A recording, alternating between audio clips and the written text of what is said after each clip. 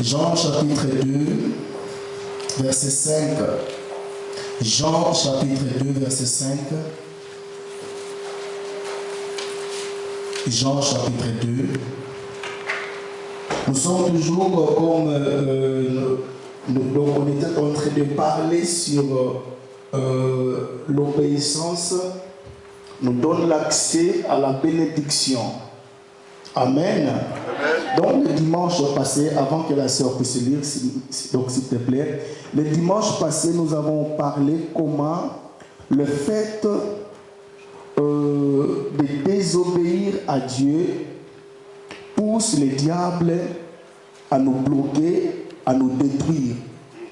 C'est-à-dire que le seul endroit où nous sommes en sécurité, c'est quand nous marchons dans l'obéissance. Alléluia. Amen. Soyez avec moi s'il vous plaît. Aussi longtemps que nous marchons dans l'obéissance, le diable et ses acolytes ne peuvent pas nous toucher. Est-ce que tu crois à cela? Est-ce que tu crois à cela? Donc nous avons dit que nous sommes en sécurité quand nous marchons dans l'obéissance. Et ce matin, j'aimerais terminer cette deuxième volet. Comment notre obéissance avec le Seigneur nous donne l'accès à la bénédiction. C'est-à-dire que l'obéissance, c'est une clé, c'est la clé qui nous ouvre la porte aux bénédictions de l'Éternel. Amen. Amen. Et comme sous-thème, oui, ma soeur, tu peux lire Jean chapitre 2, verset 5. Je lis la parole du Seigneur. Amen. Sa mère dit au serviteur, faites tout ce qu'il vous dira. Oui, tu peux commencer dans la partie du verset 1er. 3 jours après, il lit. 3 jours après, il y eut des noces à Canaan, en Galilée. La mère de Jésus était là. Jésus fut aussi invité aux noces, ainsi que ses disciples. Tu peux souligner que Jésus fut aussi invité. Jésus faisait partie de la fête. Heureusement qu'il était invité. Est-ce que j'ai dit que heureusement que Jésus était invité. Oui. Comme le vin venait à manquer, la mère de Jésus lui dit, ils n'ont pas de vin. Oui. Jésus lui dit, femme, oui, qu'y a-t-il entre toi et moi? Oui. Mon heure n'est pas encore venue. Oui. Sa mère dit au serviteur, faites ce qu'il vous dira. Oui. Amen. Amen. Oui. Et nous allons encore lire notre passage dans Deutéronome 28, verset 8.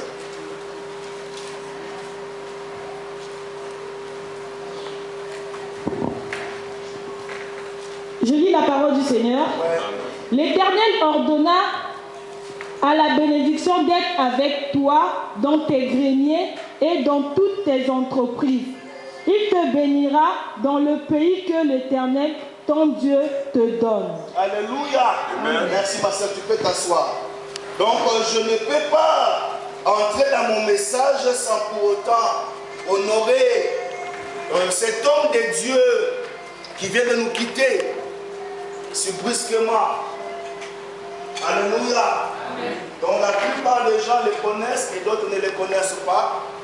Mais il fut vraiment pour moi quelqu'un de si important. Il a beaucoup contribué à mon ministère. Il est décédé depuis le jeudi suite à un arrêt cardiaque. Quand le pasteur témoignait, je disais, mais Jésus, tu es merveilleux. Alléluia. Amen. Il était chez lui et tout à coup, il a fait un arrêt cardiaque. Il était seul. Il avait rendez-vous avec un pasteur. Et le pasteur cherchait à le joindre au téléphone. Le téléphone sonnait, mais l'homme de Dieu ne répondait pas. Ça, c'était le jeudi. Le vendredi également, il a essayé de téléphoner l'homme de Dieu, mais ça sonnait toujours, mais ça ne répondait pas. Et le samedi matin, il s'est quand même déplacé pour aller chez l'homme de Dieu. Et quand il est arrivé à la maison, il a vu que la maison était fermée. Il dit, mais c'est pas normal. Et là encore, il a essayé de téléphoner. Ça sonnait toujours. Il a appelé la police. Et quand la police est venue, ils ont pu quand même casser la porte. Ils ont trouvé l'homme de Dieu endormi. Parce que pour nous les chrétiens, la mort, ce n'est pas la mort. La mort, c'est le sommeil. Alléluia. Amen. Donc, je fais allusion à l'homme de Dieu, pasteur Charles Mbongo, Charles Le Feu, qui nous a quittés depuis ce jeudi.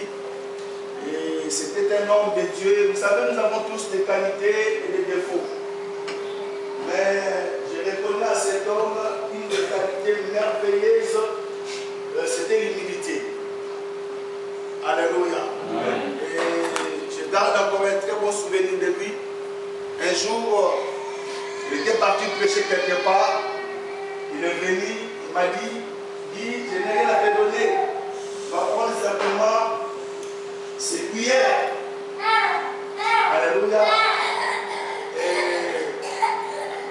je vais donner à mon épouse ces cuillères-là. Et chaque fois qu'on reçoit un invité chez nous, mon épouse prend ses cuillères pour servir des invités.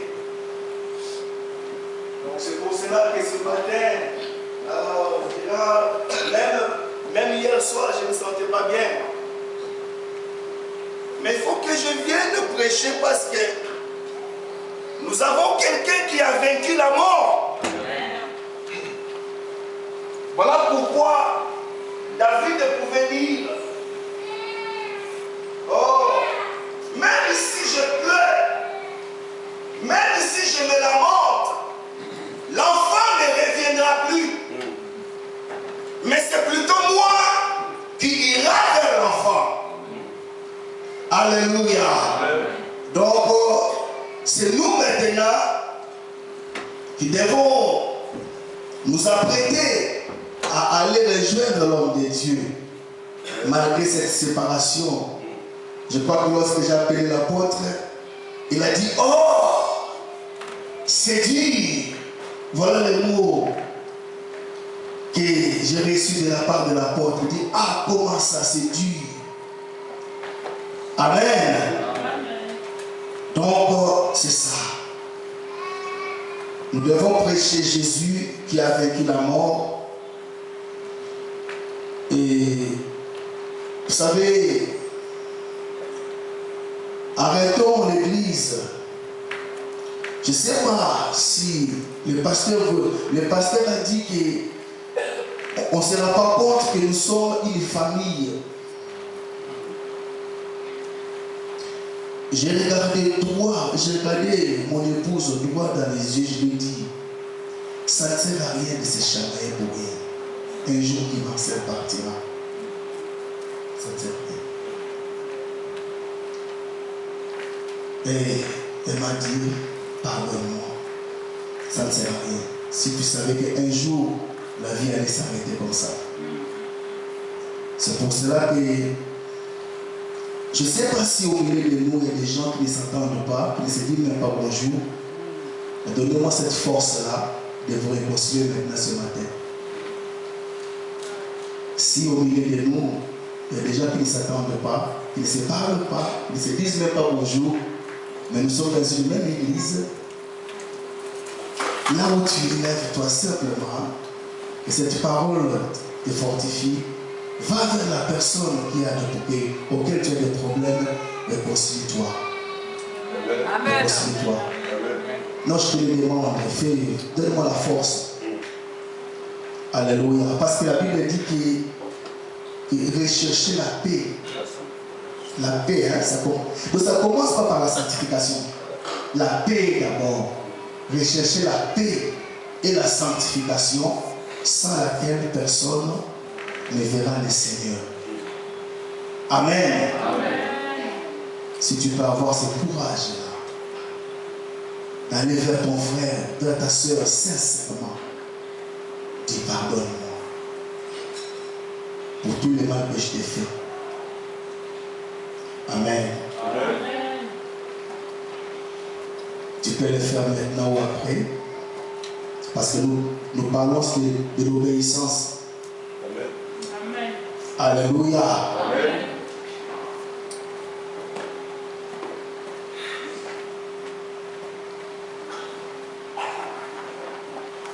Donc l'obéissance, c'est quelque chose qui est très très important parce que l'obéissance permet à Dieu de nous bénir. Amen. Alors, si nous n'obéissons pas à Dieu, Dieu fera en sorte que nous puissions arriver à l'obéir. Voilà pourquoi je veux que nous lisons un passage dans Hébreu. Qu'est-ce qui arrivera quand nous marchons dans la désobéissance? Qu'est-ce que Dieu va faire? Hébreu chapitre 5. Hébreu chapitre 5, versets 7 à 8. Je lis la parole du Seigneur. C'est lui qui, dans les jours de sa chair, offrit un grand cri et avec larmes des prières et des supplications à celui. Va doucement. C'est lui qui, dans les jours de sa chair, offrit un grand cri et avec larmes des prières et des supplications à celui qui pouvait le sauver de la mort. Ayant été exaucé à cause de sa prière, il a pris, bien qu'il fût le Fils.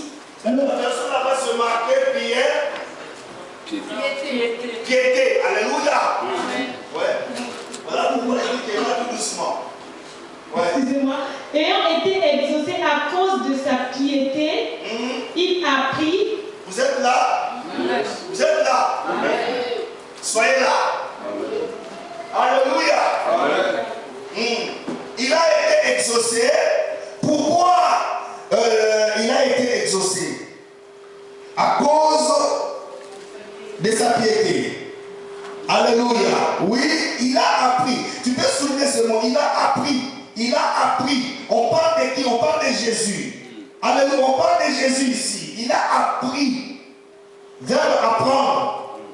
Qu'est-ce qu'il a appris? Bien qu'il fût le Fils. Bien qu'il soit le Fils. L'obéissance par ce qu'il a su. Il a appris l'obéissance par les choses qu'il a souffert. Alléluia. Jésus a appris à obéir à son Père par les souffrances. C'est-à-dire que les souffrances, si nous avons du mal à obéir à Dieu, Dieu va appeler un professeur qu'on appelle souffrance. Soyez avec moi. Alléluia. Si ma soeur ou mon frère, nous avons du mal à obéir à Dieu, parce que Dieu veut nous faire du bien, parce que Dieu désire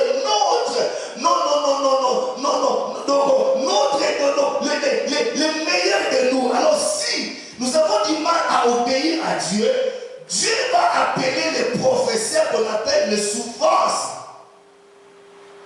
Alléluia. Est-ce que vous comprenez cela? La Bible mentionne, la Bible dit de Jésus, bien qu'il soit fils, il a appris l'obéissance à son Père par la souffrance. Si nous avons du mal à obéir à Dieu, Dieu va permettre les souffrances dans nos vies. Jusqu'à ce que nous allons lui obéir, afin que nous puissions accéder à la bénédiction. Les bénédictions de Dieu, les bénédictions de Dieu n'a rien à voir avec les bénédictions. Qu'est-ce que tu vas faire avec la voiture ou un appartement? La personne que je viens de vous dire, l'homme de Dieu, alléluia, il a souffert pour avoir l'identité, le titre de séjour. Et il me disait que le jour où j'aurai le titre de séjour, je partirai au Congo pour prêcher la parole. Mais dommage, comme la Bible dit, Dieu est toujours fidèle. Mais si nous devenons infidèles, lui il reste fidèle. Alléluia. son serviteur, il lui a donné les titres de séjour. Mais remarquez qu'avec les titres de séjour, il meurt, il laisse cela. Donc ce n'est pas ces choses-là qui est plus important. Ce qui est important, c'est la vie éternelle. La Bible dit ceci, que celui qui a le Fils a la vie. Celui qui n'a pas le Fils n'a pas la vie. Alléluia. La chose la plus importante, ce n'est pas les choses matérielles dont nous courons. Alléluia. Voilà pourquoi j'ai cité le verset de Deutéronome. Comment je peux avoir l'accès à la bénédiction? Parce que la plupart des gens, une fois qu'ils sont bénis, ils abandonnent Jésus. Mais tu n'as rien compris. Tu n'as rien compris. Alléluia.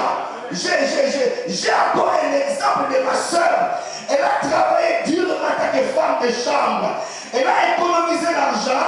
Elle s'est dit que non, au mois de décembre, je vais au Congo pour acheter une maison à ma mère. Au mois de décembre. Mais arrivé au mois de novembre, elle est décédée. La Bible déclare que le projet de former le cœur vient de l'homme, mais la réalisation appartient à l'Éternel. Je voudrais te dire que, bien aimé, si les gens ont compris à assurer le bien matériel, les gens assurent les voitures, les gens assurent leurs immeubles, mais comment tu ne peux pas assurer ta vie? Oh, nous avons une assurance qu'on appelle l'assurance de tout risque, et cette assurance c'est gratuit. Tu comprends cela? Non, tu ne comprends pas. Je suis trop béni. Je ne pouvais même pas prêcher. L'apôtre Paul dit que si je prêche l'évangile, ce n'est pas pour moi un sujet de gloire. Mais si je prêche l'évangile, parce que la nécessité m'en est imposée. Je ne suis pas plus meilleur que vous. Ce n'est qu'une grâce du Seigneur. Il m'a choisi pour faire cela. Il a dit ce n'est pas vous qui m'avez choisi, mais c'est moi qui vous ai choisi. Afin que vous allez porter du fruit et que ce fruit demeure. Amen. Il faut s'accrocher à l'essentiel.